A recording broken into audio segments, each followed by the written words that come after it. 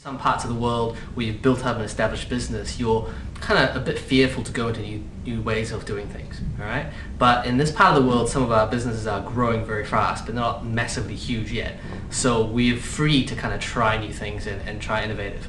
And I think that's the key difference in this part of the world. As the business grows, the market opportunity is so big, no one's got it right in this part of the world to just be perfect at doing it, because it's just a growing, evolving market. And I think over time, as Asia kind of starts to be the growth engine of what's happening around the world, that'll be when it kind of starts to take off, when the actual numbers of China, India, Korea, Australia, those internet numbers kind of just, drive the volumes.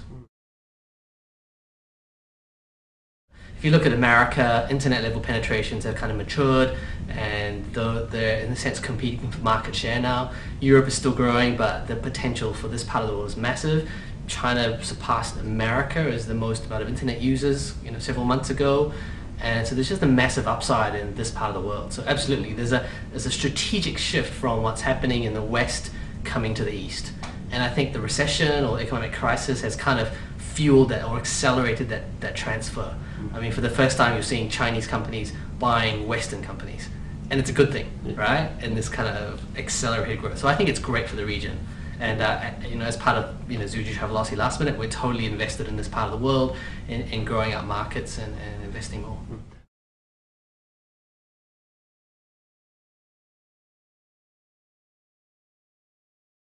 A lot of those brands actually have counterparts in China now that kind of are copies of it, right? And I sense that this part of the world will start with that, because that's how they initially start. But if you notice the trends of a country like Japan, they initially started up by copying things, eventually now produce some of the most amazing things in the world, right? And I think it's just to do with the cultural heritage of innovation. America has a history of innovation, history of trying new things, new technologies, etc. And that took time. It didn't happen overnight, right? And I sense the same thing with Asia, but I sense Asia will go a lot faster because the market is there and the demand is there. And so it's just a matter of time till this part of the world starts to export brands. For example, Zuji, we're trying a new travel media brand called Travel Mimi, right? And Mimi is Mandarin in secret, and we're targeting this part of the world. I mean, the whole idea is it's all about people, the places they like, coming together to make travel better.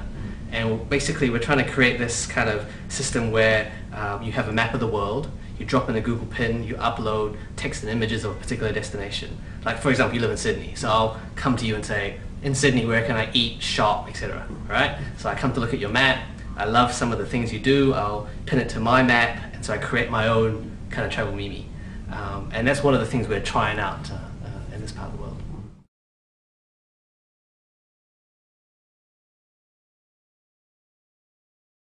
Those two factors are true. The first bit about talent is obviously the intellectual powerhouse that is currently not in this part of the world. But I've actually noticed in the past few months, several of my friends are moving to this part of the world. Things in the West aren't happening anymore, and they're coming here to drive innovation, to drive new thinking, right? People would grow up here as kids, and then they go educate themselves in the West and stay there. But in the last 5 to 10 years, those people are starting to come back. And I think that's going to build. That they bring across the cultural innovation. Once that comes, the money will follow. There are investment engines here that want to put money into this part of the world, so that's definitely going to come. And the third thing I think we need is kind of breakthrough brands that actually make a difference. Ones that kind of like people will look up to from this part of the world and say, wow, this brand came from this part of the world. I think those three factors, the talent, the investment, and success stories, will just kind of build a momentum. This part is, how do you make a Twitter, how do you make a Microsoft, or how do you make an Oracle? And it comes down to the competitive, cultural, innovative nature that's within those markets which are coming to this part of the world. Part of the reason why we started Zuji in this region, everyone thought online travel, you're never going to do it, it's so covered by all these different competitions and stuff. But we have made a decent footprint, we're growing each of our markets, we're making a difference in this part of the world, and that kind of keeps you inspired and innovative. And the great thing is, internet travel is only maybe 20% of all travel booked in Asia Pac, 80% to go. So massive market share and growth. So travel has transitioned from kind of a luxury to a rite of passage. It's like saying, I've arrived in this world, I can afford a holiday to go from here to somewhere, all right? And that's a fundamental shift. And the two countries that haven't gone through that rite of passage are China and India. These guys are like, they're racing to be like the middle class, or racing to say we have arrived. And so for us, it's exciting to be in this part of the world, because travel is a rite of passage saying I have arrived. I can now afford to leave my country and spend in someone else's country. There were two kind of big events in this part of the world last year that kind of shifted us, and this will be the third. The first one was the Sichuan earthquake in China. Right? And everyone saw how China was able to help their people, and the whole world's attention turned to it. And out of a crisis came the opportunity for healing and growth, right? The second one is obviously the Beijing Olympics, a massive watershed session that put China on the map, right? And I think their economic recession is just another, kind of the third thing, and I'm not saying they're coordinated, but it's just another event that has showcased this part of the world, that people were looking to this part of the world to help invest and pull the whole economy, pull the whole world out of recession. Right, and I think as these things happen, it's opportunity for this part of the world just to step up and say, we can actually take a lead in solving some of the world's problems. I think you'll see a move towards relevance and mobility. All right, relevance in terms of information tailored and targeted to you. So, like for example, the Travel Mimi thing is our attempt at making travel relevant to some person, making it personalized. And technology can enable all those things to happen, right? So that's the relevance piece. The second piece, I think, is about mobility. So reaching customers where they're at a particular time. We're obviously developing an iPhone app for Travel Mimi. So the whole idea is, I have all these Mimis, I arrive in a completely different country, I flip out my iPhone, I have a GPS locator, tells me I'm 20 minutes away from this Mimi, 30 minutes away from this Mimi. So all this stuff that's kind of sci-fi is actually happening, and we're going to roll this out in the next few weeks. And it's quite cool. And the thing is, it's not totally techie, but it's very kind of social network it's relevant to me, and it's about me being mobile to help me enjoy my travel and holiday better.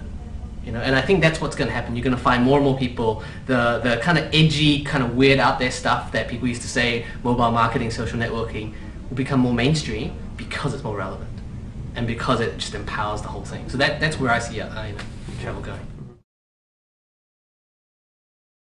If you asked me 3 months ago whether we had a Facebook 2.0 strategy, I'd say no. But I think a lot of the innovation driven out of the fact that reduced marketing budgets, increased demands on our P&L, we've had to just innovate. And yeah, we now have thousands of followers on Facebook and Twitter, and we seem to be getting closer to them in terms of relationship. Be extremely passionate about what it is you're trying to achieve. You don't want to come to this part of the world and let everyone pull you in many directions, because that's going to happen.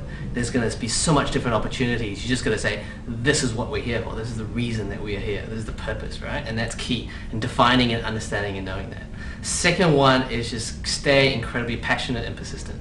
Don't give up on your ideas. Keep trying. I mean, when we got here, people said you'll never sell a ticket online. You'll never sell a hotel online. And we've sold thousands of hotels and thousands of flight tickets. So always be persistent. And the other thing, I suppose, is network with people. In this part of the world, networks are very, very important. And so just align yourself with the right kind of industry groups or players that can help you kind of come and pull that vision together. What I really like about working at Zuji is the empowerment of local managers, right? So the Travelocity last minute, European US company, right? They could have come here and say, here's the platform, take it or leave it, you do marketing this way, right? But the great thing about Zuji is that each of the teams in each of the 7 countries we're in, local management, with local relationships, with local hotels, and airlines that kind of build it up to a common vision. Right? And that's fundamental, because you're right, Asia is not a homogeneous one nation country, the continent. It's just full of intricate little bits and pieces. So the key advice is, find really good local managers, empower them with a vision, and just set them loose. Release them into do whatever they are capable of doing, and as a regional person, support them in that whole process. Just support them in, winning the battles, closing the deals, whatever it is.